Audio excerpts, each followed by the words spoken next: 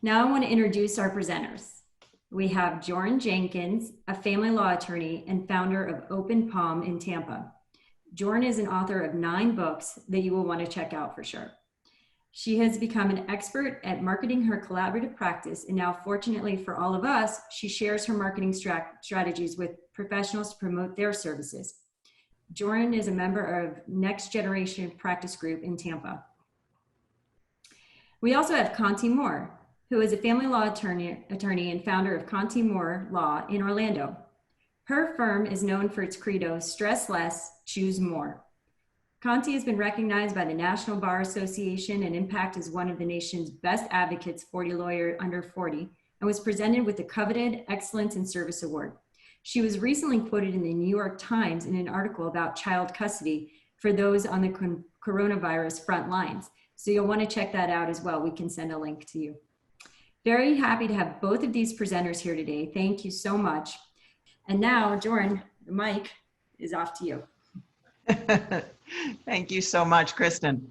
I'm going to jump right here because Conti and I have a ton of material. This was originally a 3-hour presentation, so we're going to try and squeeze as much of it as we can into our 1 hour together.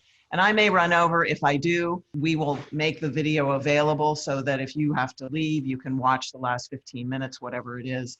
I just think this stuff is so important to those of us who are focused on marketing collaborative practice. And I guess one of the first questions we have to ask is, why is marketing your collaborative practice important? I think anyone who has decided, and there are 47 of you, who has decided to attend this particular presentation understands that marketing is what you have to do to get the word out. It's not so much about you and your practice, although that's a side benefit.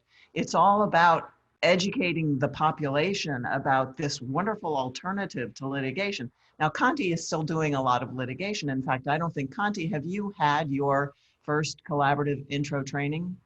No, not yet. Actually, I'm signing up for a Zoom one here next month. Wow. So okay. we'll do a Zoom training and get trained. So we're very excited to have presenters come and become familiar with our passion here in the room, because they end up getting trained as well. And then we have another collaborative professional that we can team up with. So my theory about marketing is I have a marketing strategy. It's called the 5 Ps. It's pitch, publish, present, profile, and partner. And many of you already know about all of that. Pitch, publish, present, profile, and partner. They each build on the first one, pitch. And so then the next question here for us today is, where does media fit in there? Well, media is a type of pitch. Social media is a pitch. Press media is a pitch. So the first thing that we need to consider is how to craft your media pitch. Now, hopefully everyone in this room has already recognized and articulated their own professional mission. Mine is to change the way the world gets divorced. We all heard what Conti's is. What is yours? So think about that. If you don't know what your professional mission is, you need to get that done before you do anything else, because it will permeate everything that you do. You need to craft it, make it pithy and catchy, and it will permeate all of your press pitches, all of your media pitches. So you should have your quick pitch already done. That's going to be your 30-second pitch. Mine is, I help people divorce each other without destroying their families. And it makes people ask me questions, and that launches me into my social pitch, which is all about the problems with divorce in the courtroom as opposed to the solutions that courtless divorce offers. And that's your social pitch. Now, your media pitch, we'll get down to this a little bit later, it's different from that. It builds on that. So your media pitch is different from your social pitch in the sense that it's all about your would-be interviewer. Who are we talking to? Who is going to be doing the interviewing? What's his persona? What's his style? And I say his, but I mean his and hers. Who knows? What's his background? What's his platform? To those elements of who he is in order to get him to go, oh, I want to talk to this person. I think I should interview this person. This person is someone I want to talk to, and it's someone that I want to talk to on my show. So it's all about the mission. It's all about igniting your own imagination and creativity. and putting your spin on what this guy wants to hear. It's not all one and done. Each media pitch is different. And note that if your passion permeates everything you do, every conversation you have will return to collaborative practice. It's just the way it happens. I did a Skype interview last night on radio. It's up on YouTube already. The pitch was all about this case that got ruled on in South Florida. We've all heard about it now. It's the ER doctor whose 50-50 timesharing was yanked by the judge because she's an ER doctor, and he, the former husband asked him to give him 100% of the timesharing, and the judge did that. Well, of course, I sent out a media pitch, I sent out a press pitch, and I said, who wants to talk about this? Because I can talk about this. I'm the expert, which gets me to, by the way, we are all experts. If you don't know that you're the expert, you're wrong. You are an expert. If there are 1,000 people sitting in a stadium, which of you is the expert on collaborative divorce? It's you. So you have to know that in your venue, whether it's just your neighborhood, if it's your school system, if it's your city, if it's your county, you are the expert. You start small and you expand into the room. So, okay, now we're talking about topics in the news, for example. Oh, and by the way, so I think my point was, if you watch my YouTube interview, it's a half hour long. And of course, within 10 minutes, I'm talking about collaborative divorce. Everything that I talk about ends up morphing over into collaborative divorce. So what do you look for? What are you going to talk about? What are your press pitches going to be about? Number one, look in the news. What is in the news that you can put a collaborative spin on? Take a look at, for example, the romantic prenup agreements. Okay, so now I'm going to turn you to, and we're going to start looking at the handouts. So many of you are aware of a gal in New Rochelle, New York, strangely where I grew up. It's kind of weird. She's probably the only person in New Rochelle I know. Her name is Catherine Miller, and I get emails from her. And I also get sample materials from her, just part of her newsletter.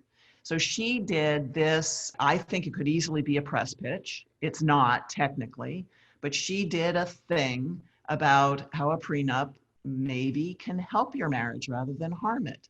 So I don't think that divorce lawyers have to talk about divorce every day. I think we can talk about marriage as well. Let's face it, we are the experts on how to save a marriage because we know what breaks them up. So this gal is capitalizing on that. She's done the romantic prenup agreement. And I hope you can see me scrolling through this. I think you can. So here is more. She did a video to go along with it. It's not a long video. It's fun to watch. And she talks about how a customized prenup can be designed to strengthen your relationship and inoculate it rather than hoping it would go straight to divorce. You know, so many people are afraid of prenups because they don't want to talk about divorce at the beginning of their relationship. That would be horrible. So that's one example of putting your collaborative spin on something that's in the news. Here's one that I Joryn, did. can I jump in? Please. Real quick. Another, to talk about, putting your spin on it, when the courts closed down, what I did is I reached out to my media contacts and said, hey, the courts have shut down. The Ninth Judicial Circuit, and they issued an emergency order with some guidance. Do you need me to come talk about it? And so that was something that was really relevant. And that's what got me on, I think, the first week or so after the courts closed with different media outlets to talk about how do you navigate during the pandemic if you have a court case. This is a wonderful example. And by the way, folks, understand that Conti is going to have to interrupt me because otherwise I'm trying to do too much. And I've told her, please interrupt me. We built her into the program, but she knows so much about different aspects of what I'm talking about. She is going to have to interrupt me. So it's not an interruption. And she raises an excellent point. This was another piece that was in the news, and Jennifer up in Connecticut and I talked about this a couple of days ago. They shut their courts down totally. That hasn't quite happened in Florida, as far as I know. It's certainly not in Hillsborough County. But she said, no, we can't even file emergency motions up here. They will not hear anything right now. And she capitalized on that, and I have not built it into the handout because I did the handout last week. She sent out a press pitch about she can talk about what to do if you don't have access to the courts. Guess what? You can collaborate, and that's the spin she put on it. So it was really fabulous. Great point, Conti. I did this 4-day work weeks. Now this is actually a press pitch, what you're looking at. This is a press release. It is not standard. I do recommend that when you start doing this kind of work, your press pitches should be 1 page long. Mine are not, because I have too much crap to put in them. I'm sorry. That's really the only thing to be able to say. My press pitch is too long, but it is garnering me attention. So I'm going with it. It follows the right format. It's too much because I've got a lot more about me in it than I probably would recommend that you do. I've got stuff about my books and my articles, and Wasser's review of my book. Laura Wasser, her initials are LAW. She's the attorney to the stars in Hollywood.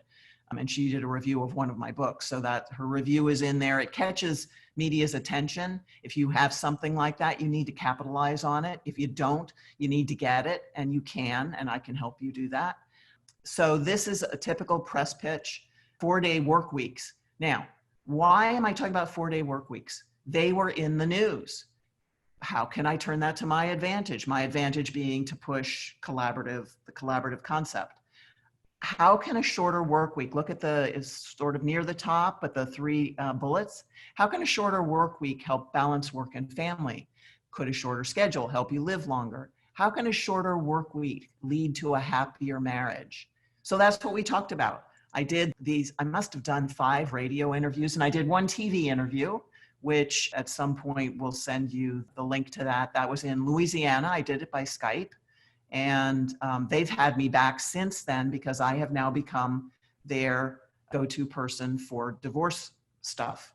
Not collaborative necessarily, although we end up talking about collaborative every time, but divorce stuff. So you might want to talk about, once you've looked at what's in the news, you might want to talk about common collaborative issues. What might be of interest as far as what's happening in your cases? Do you have any interesting issues that have come up that you know that will come up again and again and again? Local issues. So I interviewed on TV in Sarasota, and they wanted to talk about grandparent rights, non-existent grandparent rights. We talked about grandparent rights briefly. Then we spent most of the time talking about collaborative divorce and collaborative life planning. Collaborative life planning is something that I've created to try and help marriages stay together. And it's exactly what you think it is. It's a collaborative team. We sit down, we work on the issues, and the folks stay married. We create a post-nup agreement. We ended up talking about that. And so a week later, I got back in touch with Bill Logan, and I said, you know what? You wanted to talk about grandparent rights, and we didn't really do that. Do you want to try again? He had me down the next week. So I've got 2 videos. They are having me come back down again because I'm now their go-to person on divorce issues, collaborative issues, anything related. They're going to call me and have me either come down in person or do an interview by Skype. What else? Let's look at celebrities. I have my Google search set to finding me celebrity divorces. Every day I get an email from Google, what's in the news? Half the time it's Laura Wasser, which is how I knew to ask for a testimonial from her. But you can always look at these celebrity divorces and maybe do a press pitch on how could this have been done better? What would this have looked like in a collaborative matter? How would we have handled this in collaboration? Or, look at what's the hot issue and tell them you're the guy who can talk about cheating in divorce, who can talk about child care during a divorce process, who can talk about time sharing ultimately or temporarily, or adoption, Brad Pitt and Angelina Jolie, adoption issues. So you are the divorce expert. Ultimately, you'll end up talking about collaborative practice if you can just get in front of the camera or get on the microphone. Joryn, we have a question. Go. From Randy. How does a professional get a press release to the right person?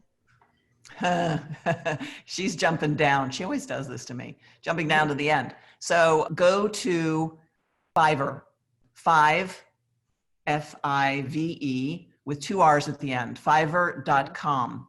That is one website. There are others. For a very small amount of money, you can easily find someone who will send out your press releases to 400 outlets, 800 outlets, 1,200 outlets. Pay accordingly. $5 for 400 outlets, $10 for, it's in that realm.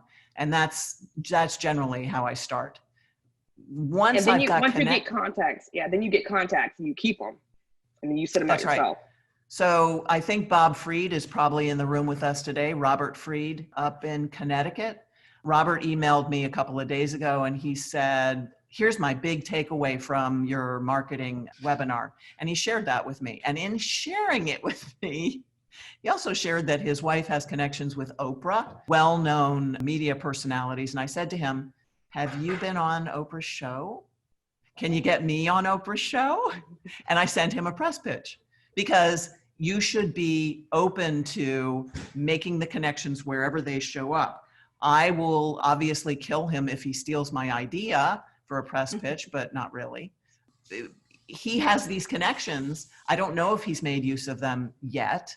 I don't know if he can make use of them. I don't know if his wife is open to introducing him to Oprah, but maybe she's open to introducing me. So it's not, but I know this sounds like it's all about me, and it really does sound like it's all about me, but it's not. It's all about helping your fellow professionals and making those contacts and just making those connections. One day, Oprah will call me and ask me. I got a call from Montel Williams. Yeah, Montel Williams called me. I was a little nervous about appearing on his show. So anyway, we're talking about topics that might prove press pitch worthy. Controversy.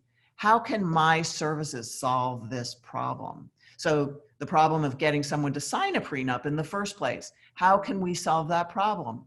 By explaining Gail King. Yes, Gail King. How can collaborative solve the prenup problem? Well, that I think everyone in the room will know. Of course, prenups are a heck of a lot easier to deal with when you're collaborating than when you're trying to get someone to sign something that they see as threatening of their romantic relationship that they're just getting started in a marriage with. So obviously my services can solve that problem fairly easily. So do a press pitch about how you can solve the prenup problem. Prenups have become a trend. They definitely are a trend. Do a press release about how prenups are a trend, and you can talk about that. And then you talk about how your collaborative services can solve the predominant problem in getting someone to sign a prenup. Kristen, there's a question. Yes, you have a question from Elizabeth. Do you think it is better to do a press pitch from one collaborative professional or a larger collaborative group? Will it give more credibility for a group of collaborative professionals to pitch this process together? Ooh, I'm curious what Conti thinks of that question. That's a great question. I mean, I don't know if it depends on what your goal is. If you're trying to get more cases yourself, I think that you would do that as a professional, as an attorney. But as a group, I think they can also take on certain topics as well to benefit the group. But I think ultimately you're trying to get more business, yourself. So I think as an attorney, I'd want the press pitch for myself. So I cannot disagree with Conti. We are innately competitive. However, I must share that I fight that competitive feeling. You can tell from the email that I sent to Bob Freed. I fight that competitiveness because we're all in this together. And collaboration, if you think about it, it's the antithesis of competition. Collaboration is, and I say this all the time. I said this earlier this week in another webinar. If I bring in a collaborative case, you're probably going to get a case from me because I have to bring in another collaborative professional to do that case with me. So we're referring to each other much more than outside lawyers refer to us when push comes to shove. Was that another question, Kristen? No, that was just an update. Okay, good. Okay, good. That's So, Conti is not wrong. There's no question that, depending on your purpose in doing the press release, coming from the practice group might have more power. But then again, the interesting thing is, I think when we get down to the logistics of putting a press release together, you'll see that the credibility element, although the group brings its group's credibility, the individual's credibility element is going to be a lot stronger in the end, I think. So let's look at that when we get down there. Another topic, look at trends in workloads, trends in coronavirus, trends in divorces, trends around you, trends in the economy, trends in shopping. And then the question is, how might this be impacting marriages? How might this be impacting divorces? Trends in marriages, right? Less people are getting married. Do a press pitch about why are less people getting married? I can tell you, my answer is, I've got these answers because I've been doing this for so long. 50% of first marriages end in divorce, 67% of second marriages end in divorce, 74% of third marriages end in divorce. Why? Because when people go to court, they don't learn anything. They just learn how to get divorced in court. If they collaborate, they're far more likely to have a successful second marriage. That's my take on that. So be forewarned, anything that you find that's worthy of doing a press release about, you're going to end up talking about your collaborative practice. Look at case studies. Look at predictions about marriage, predictions about divorce, predictions about adoption, predictions about prenups. Look at that and think about whether you can turn one of those into a press pitch. Develop an outline interview for each media pitch. So your media pitches, each media pitch is going to be different. You should create an outline interview. You should create your original overall professional interview outline early on. Create your overall professional interview outline early on. It's going to be a general outline for radio, podcast, television. Conti, did I leave anything out? Radio, podcast, television. No, those are the main ones. Okay.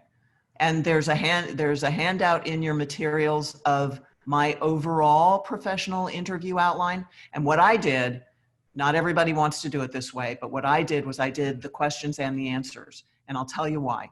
It's long, it's 5 pages long. They can read it. You're going to send this, once you nail a show, you're going to send this interview outline to the host of the show. It gives them the material. It familiarizes them with everything about who you are. They may not use it, but I will share with you that they often do. They pick what they like. They pick what appeals to them. So you want to give them plenty of material, and you'll see what that looks like for me. I give them the answers as well, so they know what to expect me to say. If I can jump in, those are gems that you just dropped. So I appreciate that. I just did a Facebook Live interview with Stuart Moore from West News, and he was asking me questions, but it would have been helpful to give him like an outline, like you said, and to give him some answers to kind of help him understand more of the process. That would have been really helpful in that interview. So you've crafted your overall professional interview outline. Now what I'd like you to do, and by the way, these are your calls to action. If I don't remember to give them all to you at the end of the day, you should be writing them down. You should create your overall professional interview outline. That's a piece of homework. It's raining outside here in Tampa. Today's a great day if you're stuck in Tampa with the weather. You can do that today. And then the next thing that you want to consider doing, and this one is going to be interview specific, craft a separate outline each time you book a show. So if the show is going to be on the 4-day work week, then the interview outline may morph a little bit. If the show is going to be on prenups, again, it may morph a little bit. And what I really like to do, and this, Conti, may be of use to you as well, I like to create bullets, especially if I'm going to be on TV. So create some bullets, and I can share that with you right now. Create bullets because they will help the interviewer. This one was, it was not specifically prenups. So I was going to do four separate segments for Great Day Louisiana. And we were doing one on the romantic prenup, one on married millennials and separate bank accounts. See, there's a trend. Married millennials and their separate bank accounts. One on postnups and one on my divorce in a day, which we don't need to talk about right now, but divorce in a day concept. And so these were the bullets, because when you're doing a TV interview, what they'll do is they'll create what are called lower thirds. So if you look at your screens, you see your names at the bottom of the screen. That's not technically a lower third. In theory, it would be up a little bit and a separate bar. They do that in TV shows, TV news shows. So they would do these bullets as lower thirds under your face so that the viewer knows exactly what you're talking about in that moment. And it just makes the show more interesting. It makes it easier to follow. It's kind of, well, they're bullets. That's exactly what they are. And they help Joryn, yeah. I have a question. So when you're doing interviews, You're not supposed to ask me questions. You're supposed to help me answer them. Yeah, but you're the pro. So when you do it, what I found helpful recently was trying to also create some sound bites, so that, because when you're doing a news interview, you're really on for like, 20, 30 seconds, depending on the segment. And so I found it helpful. I found it helpful to create some sound bites, things that I know they would include in the actual interview or in the actual viewing or the broadcast. Yep. Do you do that as well? Do you have any other tips It's funny you say that, because you have taken me back to the beginning of this presentation, which is your passion permeates everything you do. So when I say 50% of first marriages, blah, blah, blah, I say that every time. I say that whenever it's pertinent. And it comes out of my mouth a lot. That's one of my sound bites. So you are absolutely right. I never thought of it that way. And that's why I was writing while you were talking, because they are sound bites. And what I'm thinking is maybe what I'm going to do is write 10 or 12 of them down, because there are at least 10 or 12 sound bites that come out of my mouth regularly. There are quotes that come out of my mouth regularly. So I had a husband come out of his collaborative divorce, and his testimonial, and he was not my client, he was the other spouse.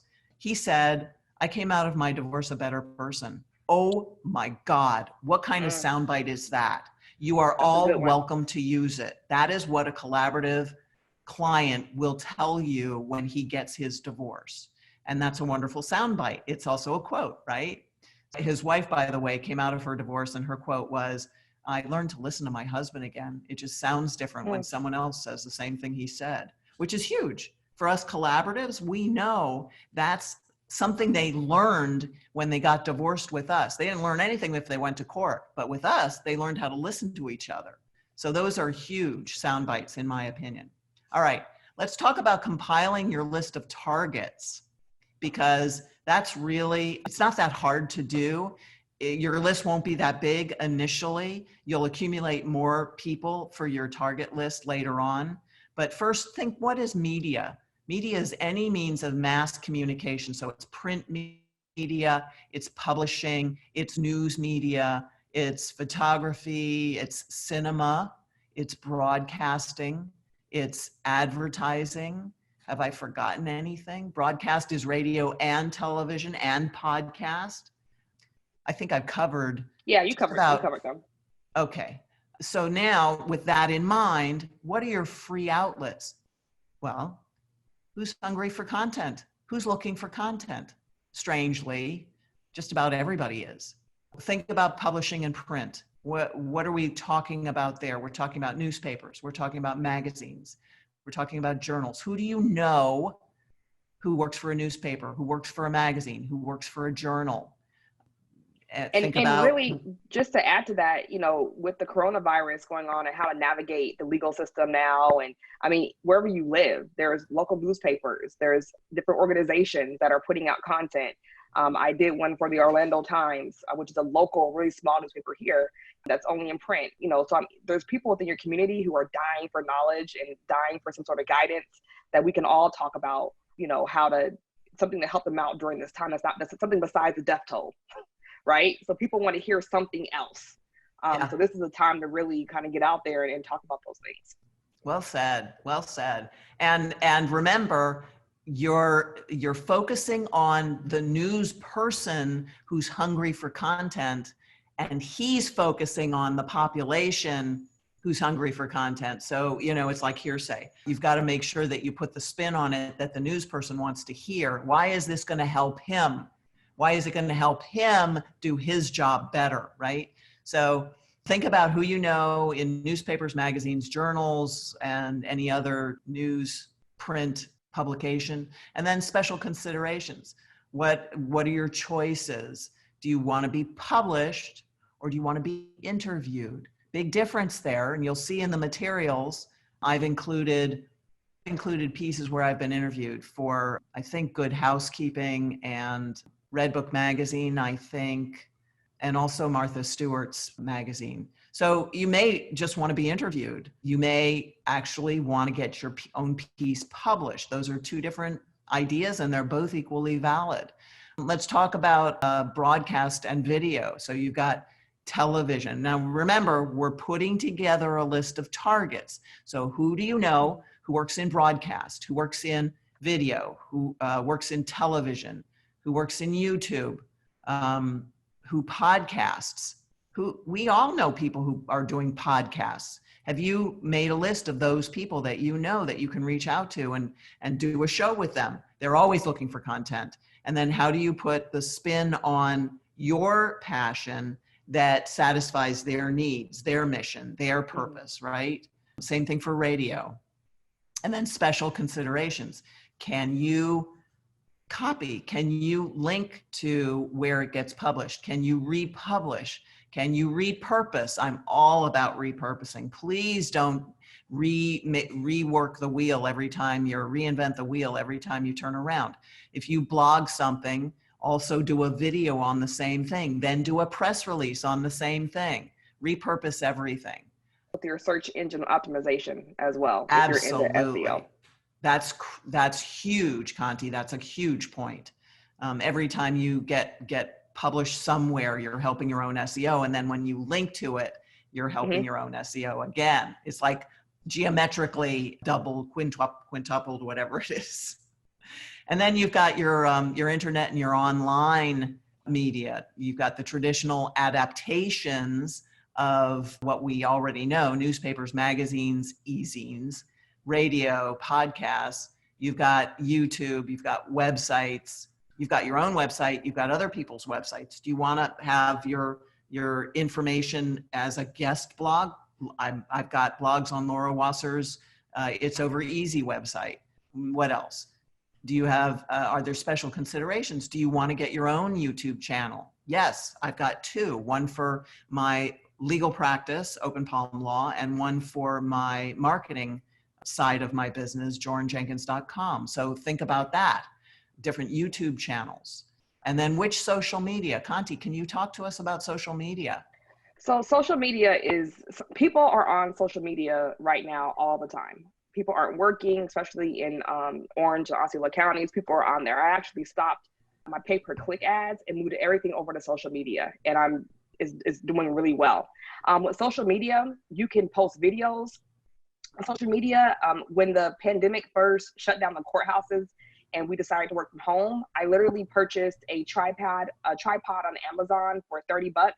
Put my iPhone in there. I'm using it right now. It has a little halo light, and I started recording videos about child support, what to do if you can't pay your child support, child custody issues, make sure you update your address with the court if you're on child support in case they can't locate you to send you a notification about enforcement.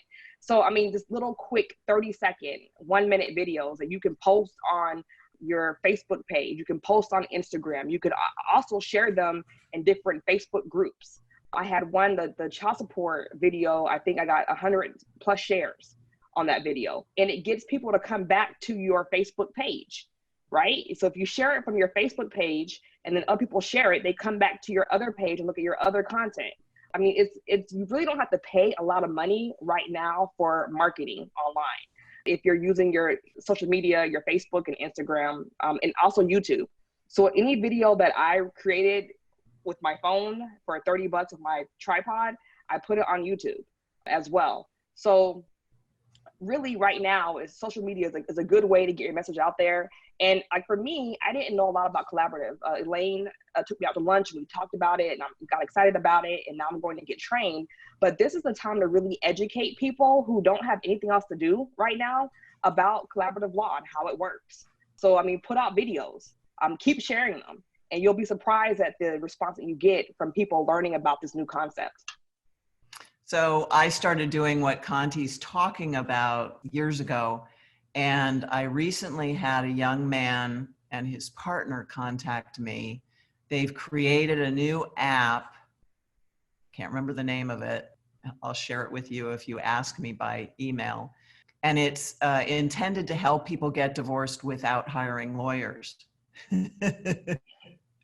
which I'm okay with, because the more people who get divorced courtlessly, the better. And so he wanted to take my videos teaching people about what divorce should and could look like instead of courtroom divorce, and use them on his app, on his website. We are talking about that, and that I will probably end up doing that because our missions are not too different one from the other. And if his clients end up needing a lawyer in Florida, guess who will be their first choice? Oh, and by the way, what do we have to thank this virus quarantine for? I probably can represent someone anywhere in Florida at this point. Yep. Virtually. Would I have been comfortable? Yeah, Conti. Would I have been comfortable with that 3 months ago? I probably would have referred them to you over in Boca. But now I'm not, maybe what I'll do is if they want to do a collaborative divorce, I'll refer the spouse to you in Boca, because we're doing these things collaboratively now. We have been nimble and flexible, and we have transitioned. So take advantage of the new things that you've learned. In the meantime, compile your list of media outlet targets. So if you start it now, and you need to start that now, that's my call to action to you. Sit down tonight with your contact list and think about not just what media outlets they work for, but the jobs. The jobs are producer, newscaster, journalist, talk show host, right? TV host, interpreter, translator. They work for media, why not? Film or video editor, technical writer, public relations. Don't discard people who are in advertising for the TV station because they're in advertising. Mm-hmm. I pitched someone recently. I pitched someone who reached out to me to buy TV ads. I don't do TV ads. I don't need to do, quite frankly, I don't need to do TV ads. But I pitched her back with, I took one of my press releases, I don't remember which one, and I said, this is a really hot topic right now. I wonder if someone in your newsroom would be interested. She sent it to her newsroom, and they've been in touch with me. So don't, seize the day. The opportunities will start falling in your lap. You just need to be out there and putting your name out there in a lot of different ways, like Conti said. So we've got technical writers, we've got public relations specialists, content strategists, social media specialists, bloggers, sound engineers, art directors. There are just numbers of people out there that you may know that you're not thinking, oh yeah, I could reach someone like that.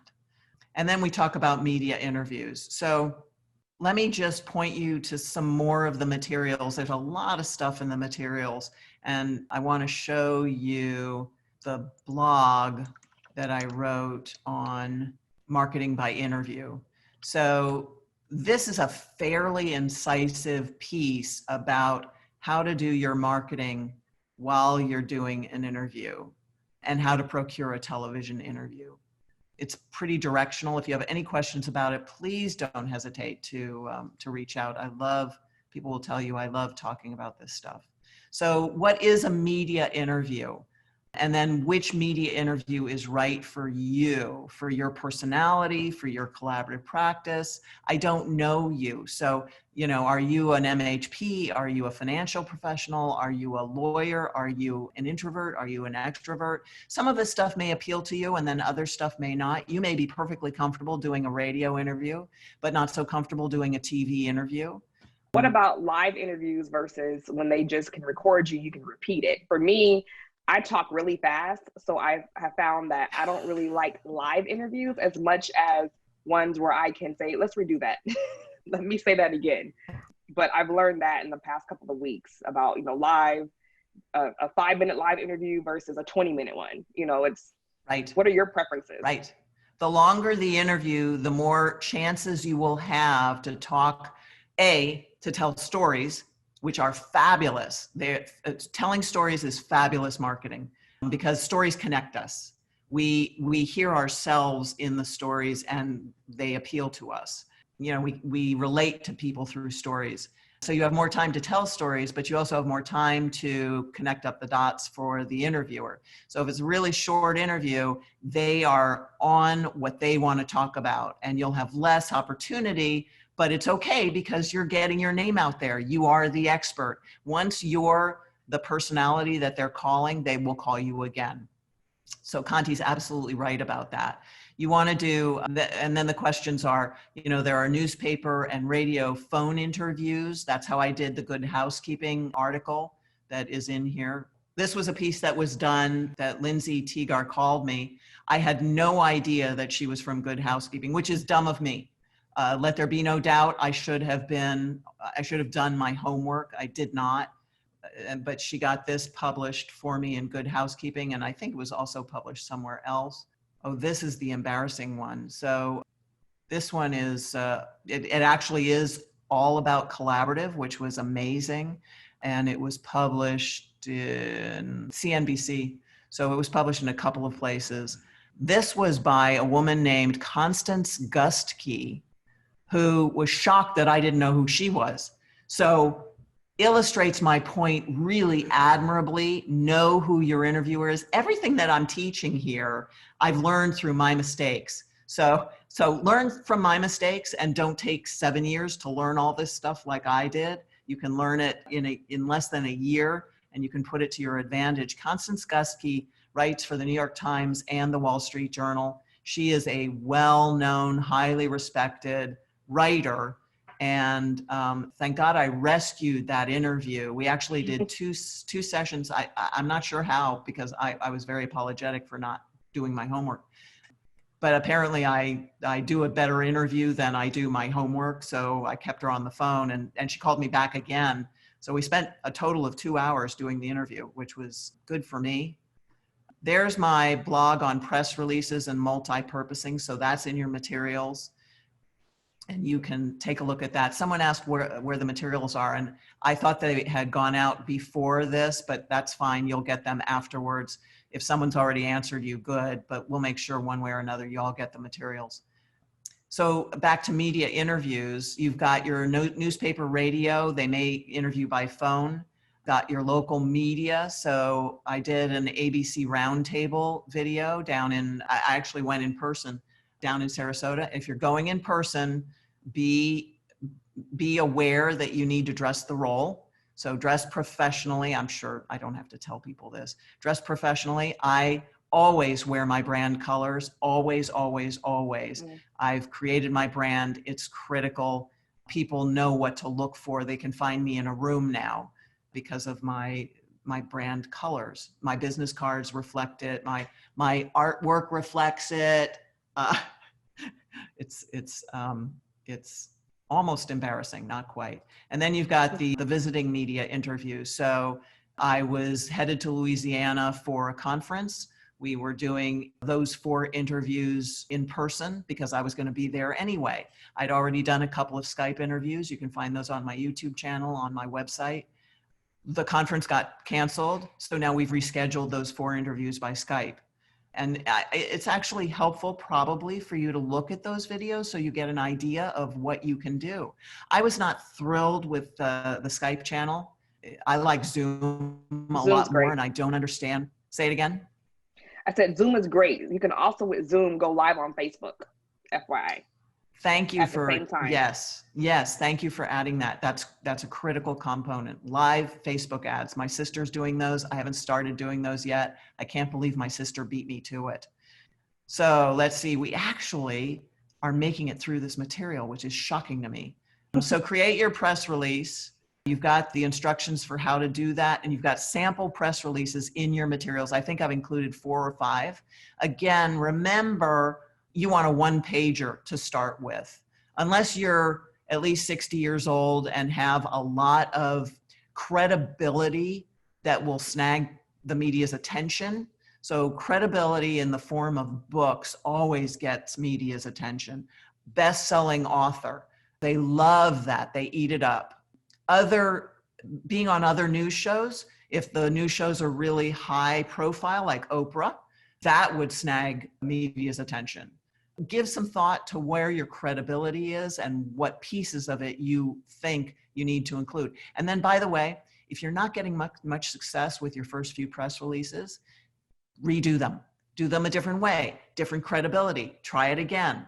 Send me a copy and ask me what's wrong with it. And hopefully I'll figure that out, or I'll help you with that. The main thing is just get out there. Don't be afraid to get out there. Don't turn down an opportunity to talk.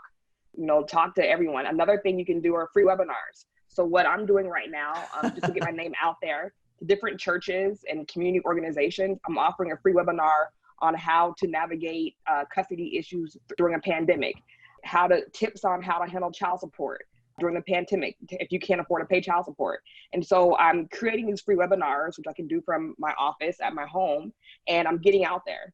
I don't care if one person shows up or 100 show up. It's the fact that I'm out there and people are seeing the name of my firm and seeing what I do. So, this is the time where people have time to just watch webinars and be on Facebook and Instagram. So take advantage of that and get your message out there about your firm. Another thing that I've learned recently when doing interviews is that they ask you, do you have anything else you want to say? You always have something to say. Always have something else to give them, because usually the information that you want to get out is better than the questions they're asking you, right? That's where the sound bites will come in, because if you got your sound bites and they say that they ask that question, you can just pop in a sound bite and then you've got another story to tell or another whole segment that you can talk about. Right. So when you leave this webinar today, get on Facebook, post something. You can go live on Facebook and talk about topics going on. Do something today to start getting your message out there about what you do and how you can help people solve their problems. Take a look at the invitation you got to this webinar, because Conti's so right about that. I was asked to do a webinar on collaborative divorce by one of the local museums. I was supposed to be there in person. They converted it to a webinar. I got a client out of it already. That was last week.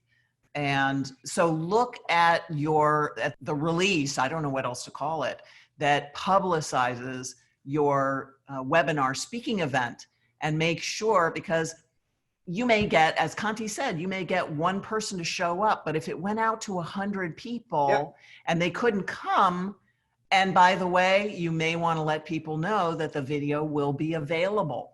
If that's true, you can make it available. You can download it. You can clean it up a little bit, maybe take out, in my case, all the ums and uhs.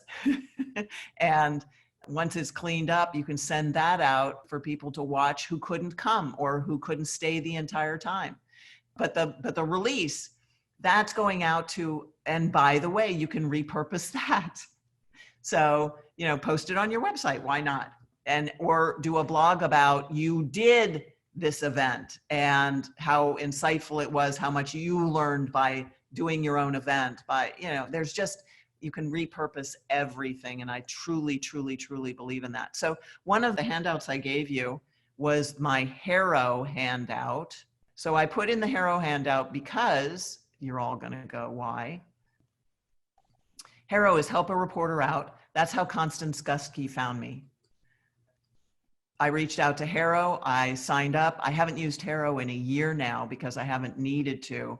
But 3 times a day, you'll get a list of the folks who are looking for help writing articles, doing newscasts, Not so much doing newscasts, but definitely a lot writing articles. And some of them are actually looking for free advice, and you can't tell that from the request for help.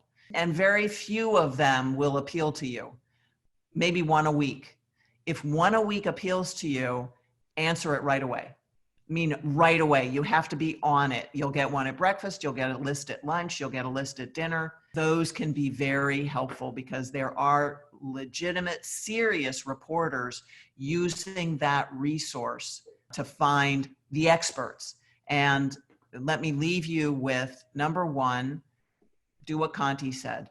Number two, craft your first press release. Do it. Just do it so you have something to work from moving forward now when you have less time. But spend a little time today doing that. Spend a little time today going through your contact lists and making lists of targets, lists of people who work in any form of media whatsoever. And then your ongoing task will be to call those people and schedule 15 minutes on Zoom to chit chat about what you can offer them.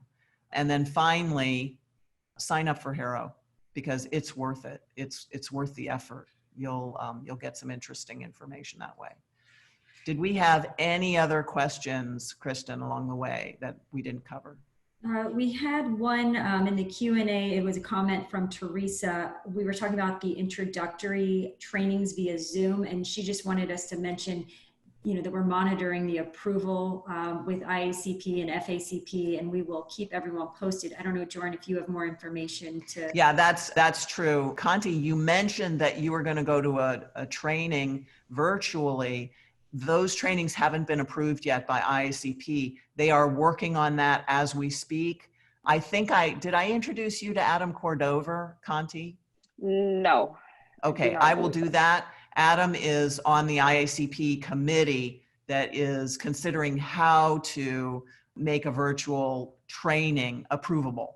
And they're on it, and they're going to have to get something done really soon because we all want that information, right? And Cheryl wants us to show a list of attendees. I'm sure that we can get that to you, Cheryl. That's a great idea because we're all teammates, right? And everyone in this room is definitely on my team as far as I'm concerned.